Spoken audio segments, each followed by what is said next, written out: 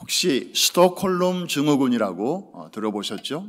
스톡홀름 신드롬인데 자료를 찾아보니까 저런 뜻이라고 합니다. 스웨덴의 수도 스톡홀름에서 오래전에 있었던 그 은행 강도 사건에서 유래가 됐는데 범인 2명이 들어와 가지고 그 직원들 4명을 이제 인질로 잡았습니다. 6일 동안 이 상황이 계속됐는데 이상한 일이 벌어지는 거죠.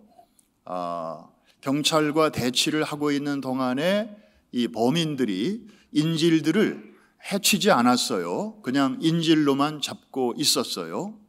그러다 보니까 인질들의 마음속에 고마운 마음이 생긴 거예요. 자기들을 다치게 하거나 또 몸을 상하게 하거나 혹은 죽이거나 그럴 수도 있는데 고마운 마음을 느낄 뿐만 아니라 나중에는 그 좋은 감정까지 갖게 되었다는 것이죠. 그래서 사건이 종료한 후에도 인질들은 인질범에 대한 불리한 증언을 거부했다. 심지어 인질범들을 옹호했다. 나중에는요, 자기들을 구출하러 온 경찰들에게 오히려 불만을 표시했다는 거예요. 왜? 지금 이 사람들이 자기들을 해하지 않고 있는데 괜히 경찰들이 자기들을 구한답시고 이들을 자극해서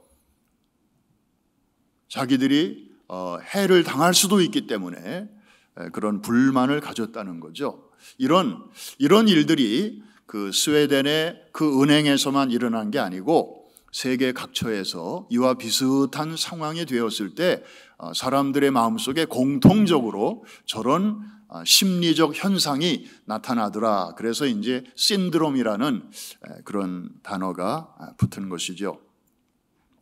가정에서도 말이죠. 이 가정 폭력이 자주 일어나는데도 한쪽이 맞고 살아요. 그런데도 피해자가 보통은 신고하잖아요. 그런데 가해자인 배우자를 보호하려고 신고를 꺼리는 경우도 왕왕 있지요. 우리 한인 가정에도 그런 일들이 많이 있습니다. 그런데 전문가들은 이런 현상도 스톡홀름 증후군으로 이제 분류가 될 수 있다고 말을 합니다.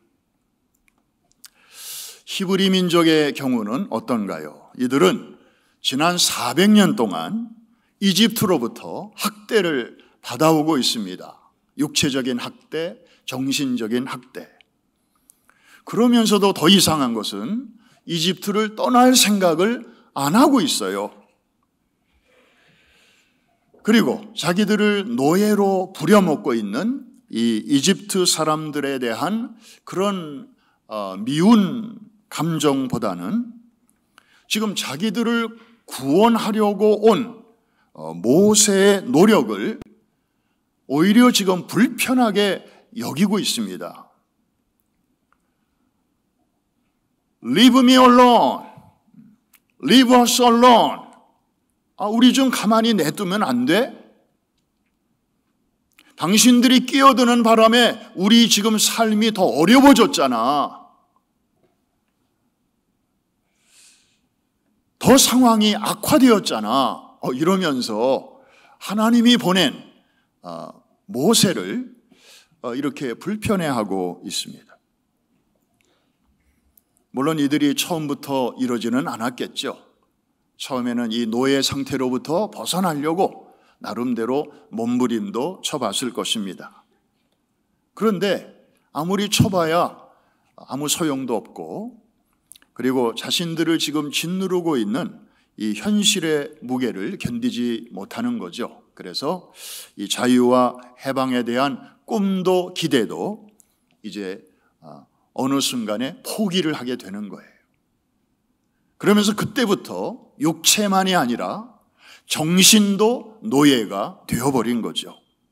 진짜 노예가 된 것입니다.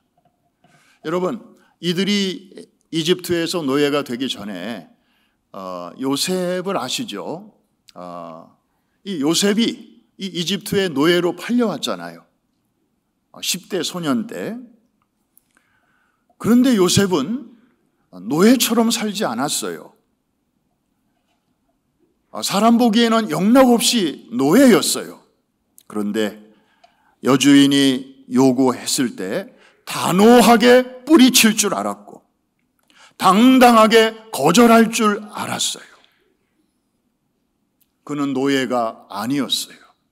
오히려 그 청년을 유혹하는, 매일같이 유혹하는 그 욕망에 사로잡힌 안주인이 사실상 노예였죠. 요셉은 당당한 하나님의 자녀였습니다. 어떻게 그런 일이 가능했을까요? 아마도 어릴 적에 하나님이 요셉에게 주신 그 꿈 때문이 아니었을까요? 꿈도 없고 희망도 없고 또 자유와 해방이 뭔지조차 모르는 이 히브리 민족, 심지어 지금에 와서는 구원받을 필요성조차도 느끼지 못하는 이 사람들에 대하여 하나님은 구원하시기로 작정하셨습니다. 물론 이것이 즉흥적으로 하나님이 하신 생각은 아니었고요. 오래전, 아주 오래전 아브라함에게 언약을 세우실 때 이미 이런 모든 내용들이 거기에 포함되어 있었던 거죠. 자, 그런데 이게 어찌 우리와 관계없는 히브리 사람들의 이야기만이겠습니까? 우리는 어떻습니까? 우리 모두는 죄를 혐오하잖아요. 그러면서도 동시에 죄악된 생활을 은근히 즐길 때가 많습니다. 그러면 히브리 사람들이나 우리나 다를 바가 뭐가 있을까요? 정도의 차이는 있지만 하나님이 보실 때에는 도토리 키재기 아닌가요?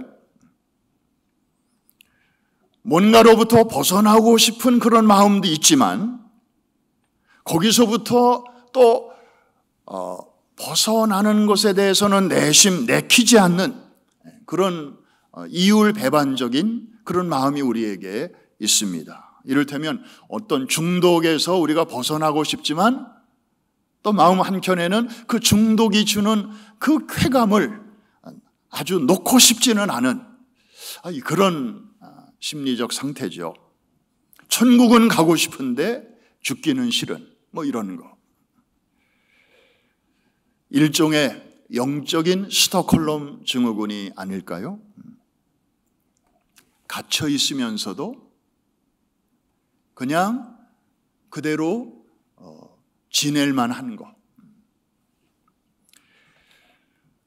사실 그 당시 히브리 민족들은 일종의 집단적 스톡홀름 증후군에 빠져 있었습니다.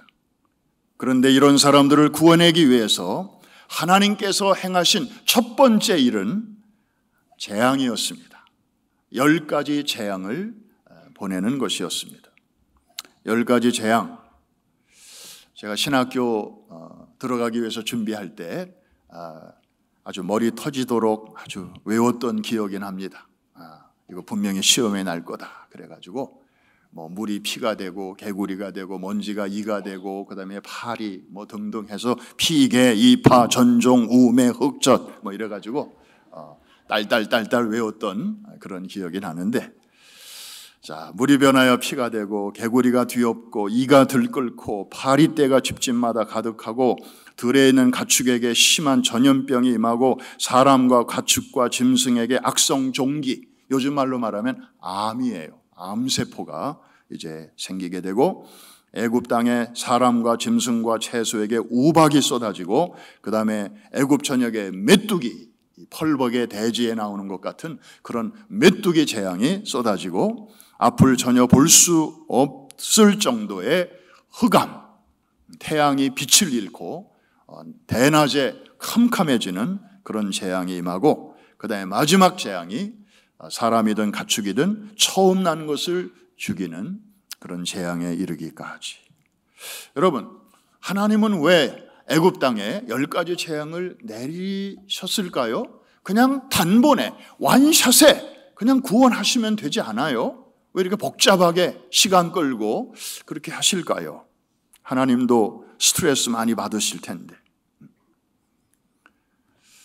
우리가 몇 가지 주목할 것이 있습니다. 오늘 이 아침에 두 가지만 생각해 보려고 합니다. 첫째, 이 10가지 재앙은 단순한 재앙이 아니라 애굽 사람들이 오래전부터 섬겨오던 그들의 신들이 있어요.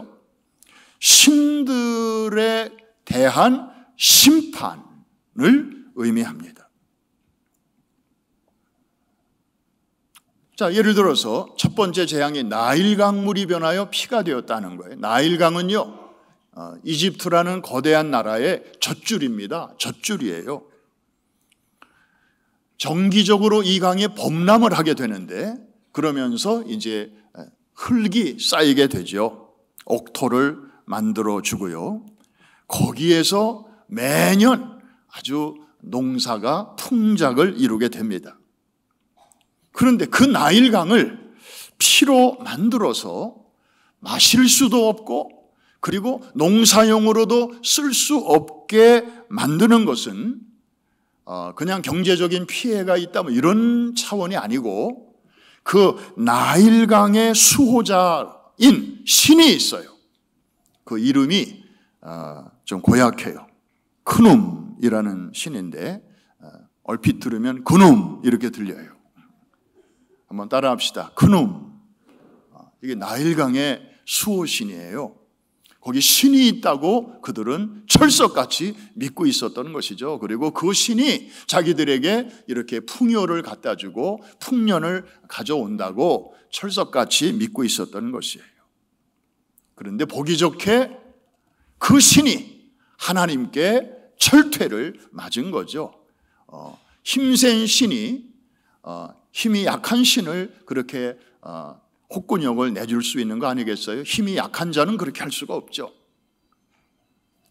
그 다음에 두 번째가 개구리인데, 나일강에 범람하면 웅덩이가 여기저기 많이 생기는데 거기에 개구리가 서식을 합니다.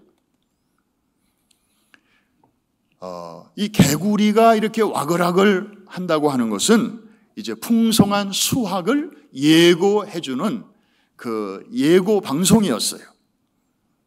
그런데 하나님께서 개구리들이 득실하게 하더니 졸지에 개구리들을 다 죽여버리신 거예요. 그러니까 이게 썩으면서 악취가 또 진동하게 되고, 이건 역시 애굽인들이 섬기는 개구리 신이 있는데 이게 헤케트라고 하는 신이에요. 그 신에 대한 심판을 의미하는 것이었습니다. 뭐 세 번째도 마찬가지, 네 번째, 다섯 번째, 여섯 번째, 일곱 번째 다 마찬가지. 그 배후에 그들이 섬기는 신이 있었던 것이죠. 자, 아홉 번째 재앙, 흑암이죠. 여러분 이집트에 가면요, 카이로에 가면 그 거대한 세계적인 박물관이 있잖아요. 거기 가면 뭐 미이라도 많고, 그러면서 빠질 수 없는 게 그들이 섬겼던 태양신에 대한 그런 내용이 참 많아요. 그 태양신의 이름이 라라고 하는 그런 신이었어요. 워낙 유명한 신이니까 한번 불러는 줍시다. 한번 따라해 주세요. 라, R-A, 라라고 하는 그런 신이에요. 그러니까 거기에 대해서 하나님이 심판하시니까 대낮에도 이제 태양이 빛을 잃어버리고 흑암이 찾아오게 된 것이죠. 마지막 재앙, 너무나 유명하죠. 사람이든지 짐승이든지 초태생 죽임을 당합니다. 이거는 생명을 치신 건데 그 생명의 수호신이 있었어요. 이름이 셀케트라고 하는 신인데, 이 신을 하나님이 심판하신 것이고, 동시에 이집트의 왕의 가문을 치신 거예요. 왕자까지 죽었으니까, 바로 왕의 아들까지 죽었으니까, 후계자가 죽었으니까 나라를 심판하신 것이죠.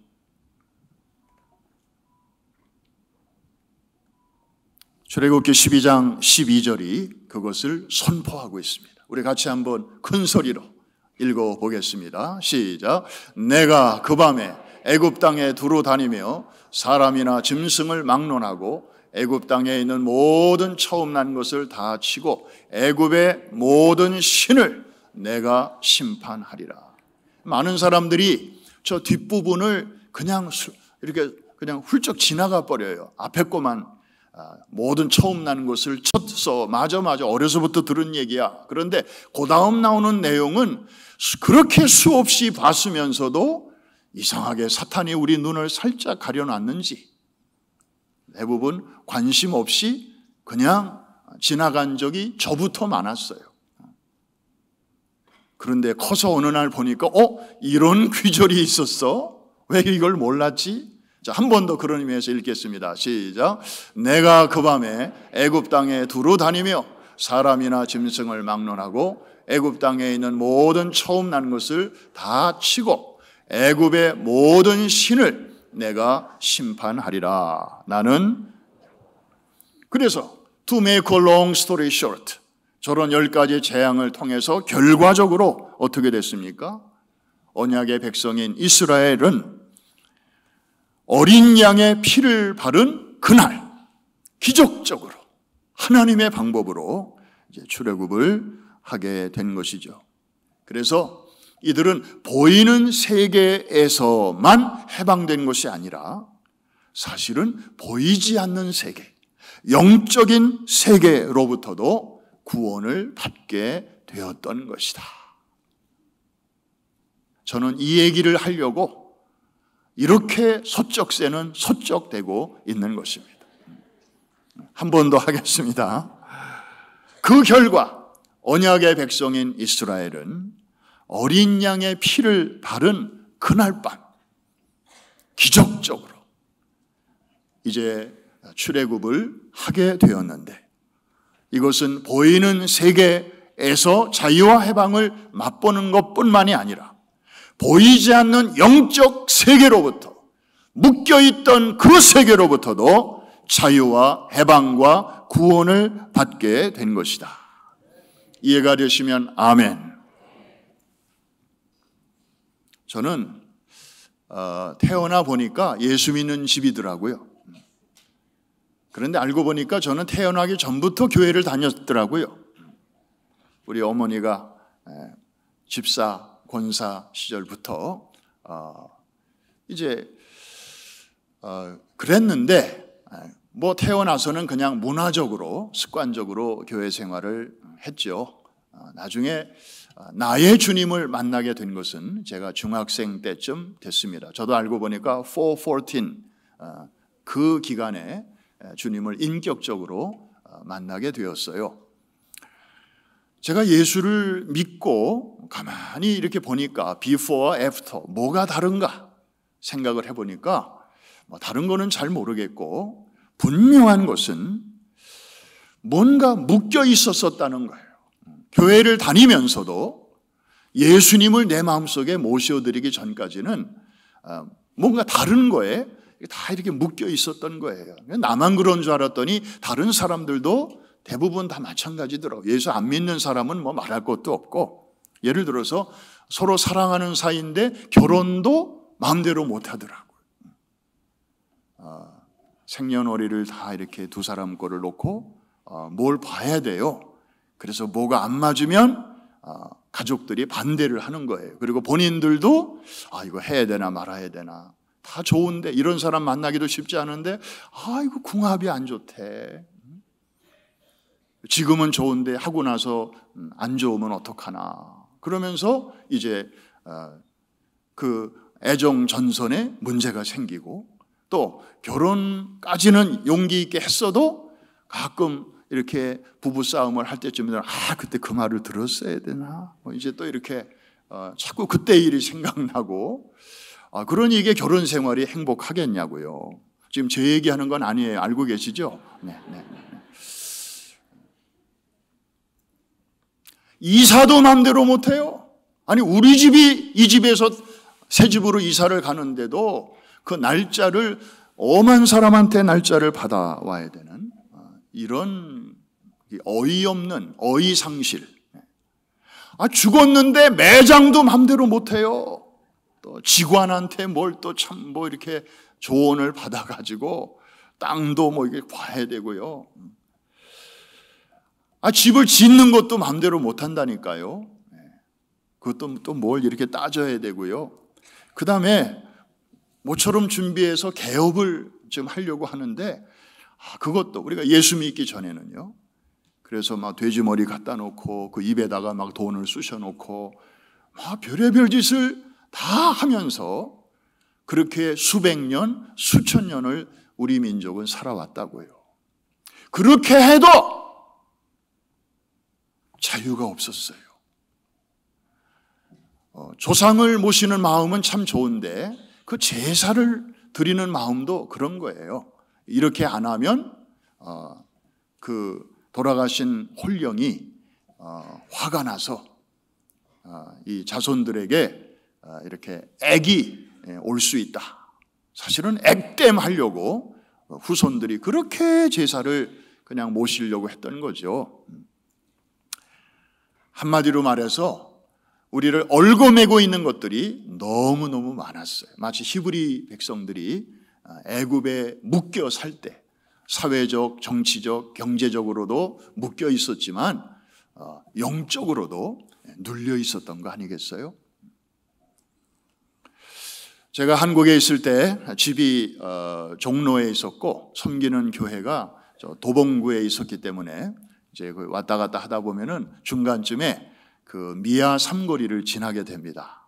거기 이렇게 언덕 쭉 이렇게 길게 올라가는 데 있죠. 기억나시나요? 양쪽에 보면 아주 따닥따닥 붙어 있는 집들이 있어요. 특정 직업인데 소위 점집이 굉장히 많았어요. 지금도 있더라고요. 지금도. 하여튼 없어지지도 않아 그 동네는. 그런데요. 정말 기분 나쁜 일은요. 저도 뭐 직접 확인한 건 아닌데 거기 갔다 오신 분이 얘기해 주니까 아는 거죠. 어느 점집에 갔더니 거기에 팻말이 이렇게 붙어 있는데 기독교인도 환영. 이렇게. 이야, 그 얘기만 듣고서도 진짜 자존심이 그냥 너무 상하더라고요. 기독교인 환영. 게다가 그 밑에 더 작은 글씨로 괄호 빨간 글씨로 비밀 보장. 이렇게.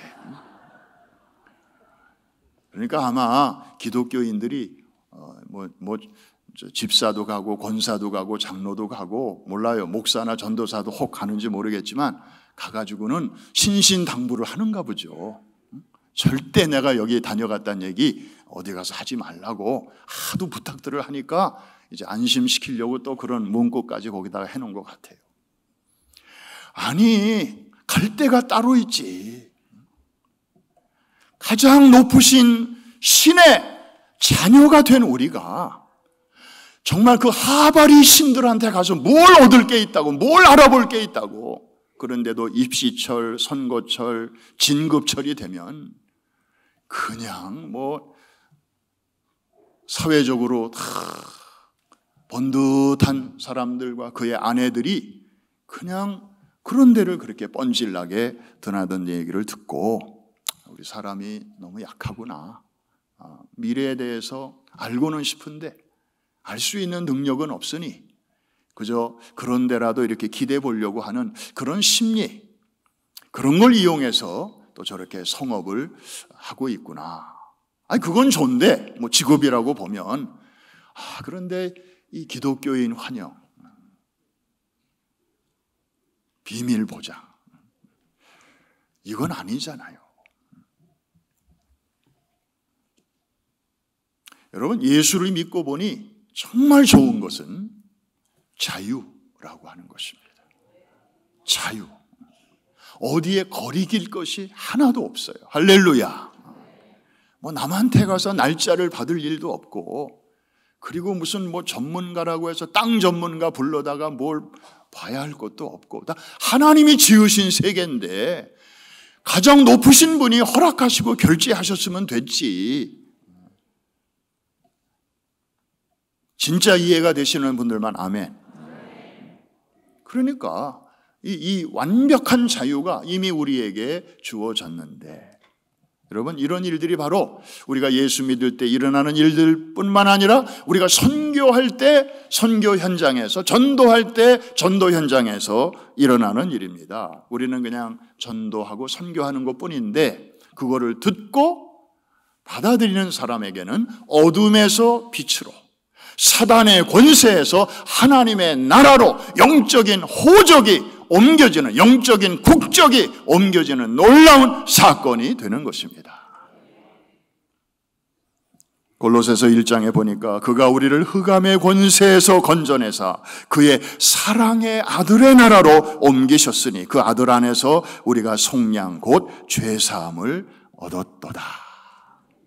얼마나 고마운 말씀인지 모르겠습니다.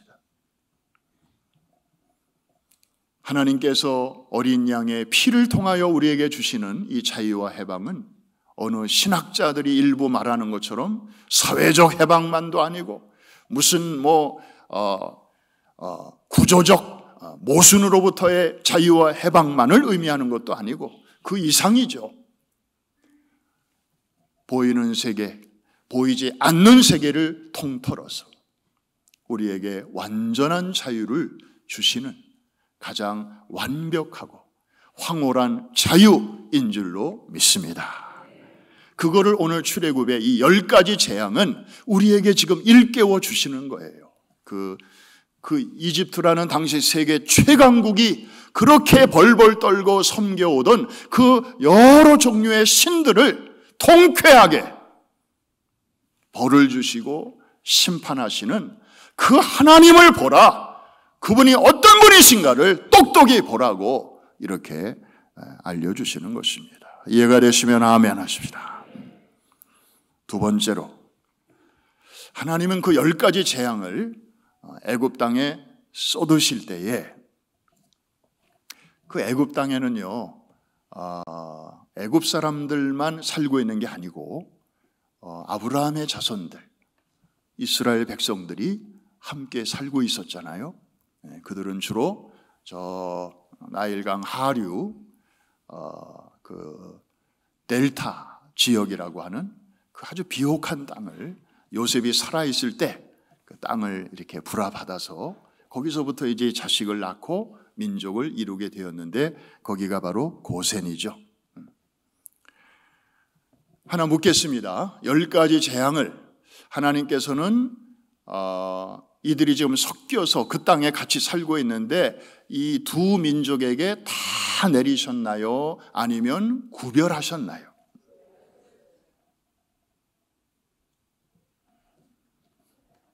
여러분이 그 질문을 저에게 묻는다면 저의 대답은 yes and no입니다. 왜냐하면 10가지 재앙 중에서 첫 3가지는 공통이에요. 다 같이 그 재앙을 경험했어요. 그리고 4번째 재앙부터 하나님이 구별하셨습니다. 왜 첫째, 둘째, 셋째는 그냥 같이 이렇게 경험하게 하셨을까? 하나님의 또 생각이 있지 않겠습니까? 이 하나님의 하나님 되심은 애굽 사람들만 봐서는 안 되고 히브리 사람들도 봐야 했기 때문이죠. 왜냐하면 이 사람들은 신분상으로는 아브라함의 자손이지만 400년 동안 애굽의 문화와 종교 속에서 살다 보니까 이 껍데기는 유대인인데 속은 애굽인이에요. 그래서 그들을 이 집단적인 스톡홀름 증후군에 걸려있는 이들을 흔들어 깨우시기 위해서 이렇게 하나님의 섭리 가운데 일부는 허락을 하신 것입니다. 그리고 실질적인 피해는 이 4번째 재앙부터 이제 점점 더 깊어지기 시작했기 때문이에요. 그래서 하나님께서는 구별하셨습니다. 4번째 재앙부터는 우선 땅을 구별하셨어요. 자, 22절 한번 보십시다. 애굽 사람들이 사는 땅과 이스라엘 백성이 사는 땅을 구별하셨다. 시작. 그날에 나는 내 백성이 거주하는 고센 땅을 구별하여 그곳에는 파리가 없게 하리니 이로 말미암아 이 땅에서 내가 여호와인 줄을 내가 알게 될 것이다. 제가 어느 날요, 비가 오는 날 운전을 하고 가다가 하이웨이를 운전하고 가다가 이상한 경험을 했습니다. 아마 여러분도 그런 경험 혹 하신 분이 계실 거예요. 비가 막 오고 있었는데 어느 지점을 딱 지나면서 비가 안 오는 거예요. 그럴 수 있죠. 네. 한국에서는 그런 게 좀 어려워요. 왜냐하면 땅이 워낙 크잖아요, 한국은. 그래서 일기예보 할 때 뭐 전국적으로 뭐 흐리고 뭐 이렇게 되는데, 미국 기상 캐스터들 얘기하는 거 보니까 전국적으로 이런 용어를 아예 안 쓰더라고. 여기는 땅이 워낙 넓으니까. 그런데 하이웨이를 가고 있는데 내내 비 오는 길, 젖은 길이었는데 여기부터 햇빛이 쨍쨍 나는 거예요. 비가 한 톨도 안 오고. 제가 그때 문득 무슨 생각을 했는가 하면 출애굽기 이 재앙 장면이 생각이 났어요. 기특하지요. 신통하죠. 이런 게 가능하겠구나. 땅을 구별하셨다는데 가능하겠구나. 하나님이 뭐 못하실 일이 뭐가 있겠어요. 그 다음에 백성들을, 사람을 구별하셨네요. 자, 23절 같이 한번 보겠습니다. 시작. 내가 내 백성과 내 백성 사이를 구별하리니 내일 이 표징이 있으리라 하셨다. 그러니까 네 번째 재앙부터 이제 계속 그 이후의 사건을 지금 다루고 있기 때문에, 자, 계속 구별하십니다. 땅도 구별하시고 사람도 구별하시고. 여러분, 이거 우리 작년에 요한계시록 공부할 때 출애굽기와 또 계시록을 한번 비교하면서 공부를 우리 한 적이 있어요. 여러분 기억이 잘 안 나시겠지만, 7인, 7 나팔, 그 다음에 마지막으로 7 대접. 이전 것은 다 지나간 표정이네요. 완전히 새 것이 되신 표정입니다. 그래도 우리 공부했어요. 그 사실만큼은 부인할 수 없습니다. 지금 다 기억이 안 나도. 한번 따라합시다. 7인, 7 나팔, 7 대접. 자, 7 대접은 마지막 재앙이에요. 주님 오시기 직전에 쏟아지는 그런 재앙인데, 하나님께서 그때도 구별하실 것을 말씀하셨어요. 계시록 16장에 보니까 첫째 천사가 가서 그 대접을 땅에 쏟음에 짐승의 표를 받은 사람들과 그 우상에게 경배하는 자들에게만, 만자는 제가 붙인 거예요. 그런 사람들에게 악하고 독한 종기가 나더라. 이 말은 이것이 해당되지 않는 사람들도 있다는 거죠. 어떤 사람일까요? 하나님의 무엇을 맞은 자, 하나님의 인을 맞은 자, 다시 말하면 성령의 불을 그 심령에 받은 자, 예수 믿고 성령 받은 그런 하나님의 자녀들. 마지막 때가 되면 사람들은 둘 중에 하나를 무조건 받아야 돼요. 예외 없이. 짐승의 표를 받든지 아니면 하나님의 인을 받든지. 그래서 미리 하나님의 인을 받은 자들은 짐승이 통치하는 세상이 와도 그거 없이도, 표 없이도 살아갈 수 있도록 하나님이 길을 열어주신다 하는 것을 우리가 공부했습니다. 믿으시면 아멘 하십시다. 그래서 엘리야가 아합과 이세벨을 피해서 믿음을 지켜야 되니까 그리 시냇가로 피신해 있을 때 먹을 것도 없고 물도 말라가고, 그럴 때 하나님께서는 까마귀를 통하여 끼니마다 먹을 것을 공급해 주셨잖아요. 사람도 짓고 까마귀도 지으신 분이 하나님이신데 뭐 무슨 일을 못 하시겠어요. 그래서 어려운 날에도 하나님은 자기 백성을 지키시고 먹이시고 끝까지 양육하심을 우리는 계시록을 통해서 공부를 한 바가 있습니다. 그래서 우리만이 아니라 사실은 우리 자녀들, 이 평안한 때에 아직 정말 심각한 문제가 이 지구상에 생기기 전인 지금 이 평안한 때에 우리 자녀들이 그냥 교회만 왔다 갔다 하는 게 아니고 정말 예수님을 인격적으로 모시어 드리고 세례받고 그리고 성령의 세례까지 받아서 더 이상 부모의 하나님을 의지하지 않고 대학의 기숙사에 홀로 있어도 나의 하나님이 이곳에도 먼저 와 계시다, 이런 신앙을 가지고 주님과 함께 동행하는 신앙생활을 잘할 수 있도록 우리가 가정에서 또 교회에서 합력해서 이 일을 함께 하자. 에셀나무 프로젝트라는 그런 기치 아래 우리가 지금 이것을 하면서 이제 우리 다음 세대들을 414 윈도우의 그 다음 일꾼으로 키우자 하는 기도를 우리가 지금까지 해오고 있는 줄로 믿습니다. 이 저절로 되는 게 아니에요. 그러려니까 우리의 눈물이 필요하고 우리의 땀이 필요하고 우리의 무릎이 필요하고, 그래서 하나님께서는 우리에게 이렇게 예배드리고 또 모여서 기도하고 좀 여러분들의 그런 눈물과 땀을 이 강단에 많이 쏟기를 하나님이 지금 기뻐하셔요. 그래서 지금은 소수의 사람들이 이렇게 새벽마다 금요일마다 나와서 이 딱딱한 강단에 그저 얇은 방석 하나 깔고 엎드려서 정말 거기서 눈물 콧물 쏟으면서 우리 교회의 사명을 위하여, 또 우리는 언젠가는 이제 떠나야 되는데 우리가 떠난 뒤에 이 자리를 우리 다음 세대들이 바통을 이어받아서 잘 달려갈 수 있도록 여러분들 정말 마음에 감동되는 대로 나와서 이 아름다운 행진에 동참할 수 있기를 주님의 이름으로 축복합니다. 하나님께서는요, 땅과 사람을 구별하신 것만 해도 감사한데 한 가지를 또 더 구별하셨네요. 가축까지. 이것은 오늘날로 말하면 소유인데 소유물까지 애굽 사람의 소유와 이스라엘 백성의 소유를 구별하셨어요. 우리 출애굽기 9장 4절 같이 한번 읽겠습니다. 시작. 여호와가 이스라엘의 가축과 애굽의 가축을 구별하리니 이스라엘 자손에게 속한 것은 하나도 죽지 아니하리라 하셨다 하라. 어떻게 참 하나도 죽지 아니하리라, 저런 표현까지 하셨습니다.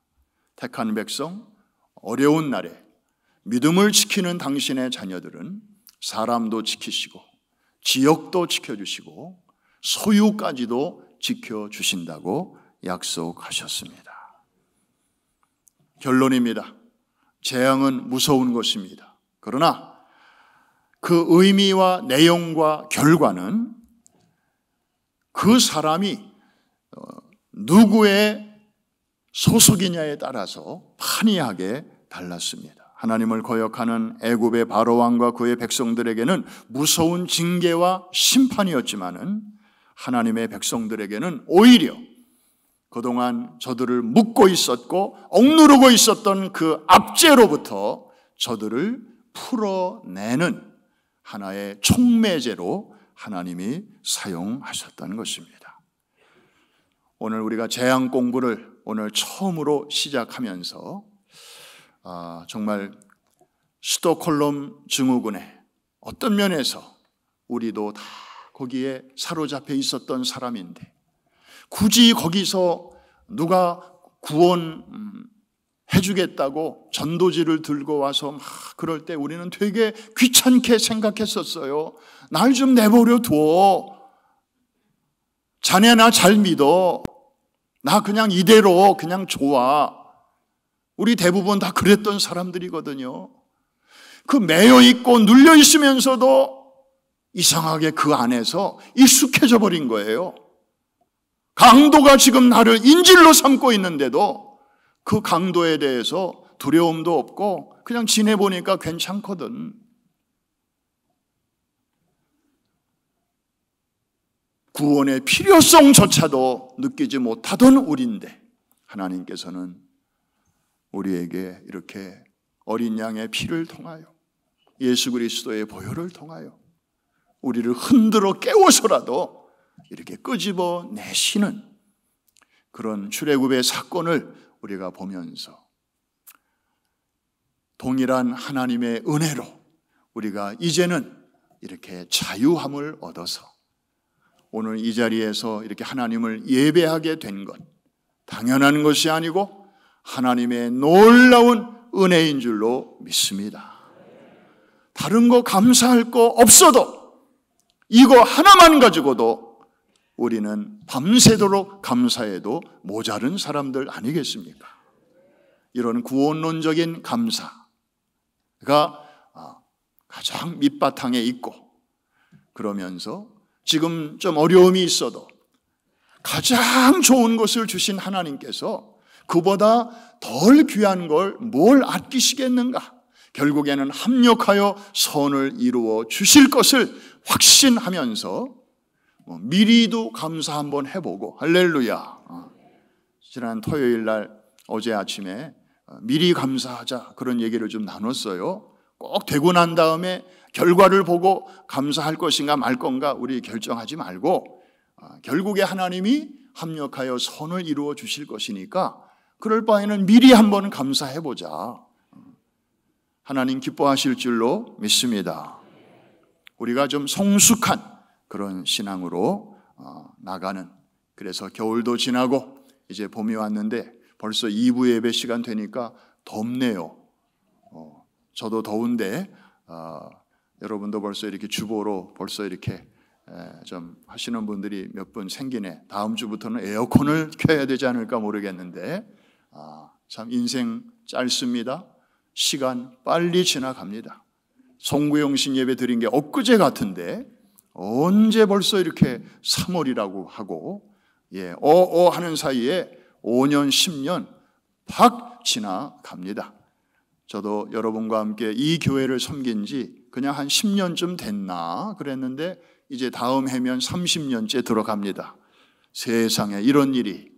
그런데 그냥 있다 보니까, 그냥 열심히 섬기다 보니까 그냥 어느새 마치 무슨 컨베이어 벨트를 타고 확 와버린 것처럼, 그러나 우리는 다 기억할 수 없지만 하나님은 다 보고 계시고 알고 계시고 듣고 계시고, 또 여러분의 그 눈물의 기도도 또 수고의 땀도 남이 보지 않는 곳에서 드려지는 모든 헌신도 우리 하나님은 다 계시록에 보니까 책이 있어요. 생명록이 있고 생명의 책이 있고 행위의 책이 있는데, 생명책은 단 한 권, 그런데 행위를 기록한 책은 수없이 책이 많아요. 일일이 다 기록하고 계시다는 거죠. 어린 소자에게 냉수 한 그릇 대접한 것까지라도 그날에 결단코 상을 잃지 않으리라. 주님 말씀하신 그대로 다 하나님은 기억하고 계십니다. 구원에 대한 감격으로부터 시작해서 우리에게 완벽한 자유를 예수 그리스도의 보혈을 통하여 주신 그 하나님께 늘 감사하면서 이 찬송과 감격이 여러분의 생활 속의 예배로까지 이어지게 되기를 주님의 이름으로 축복합니다. 축원합니다.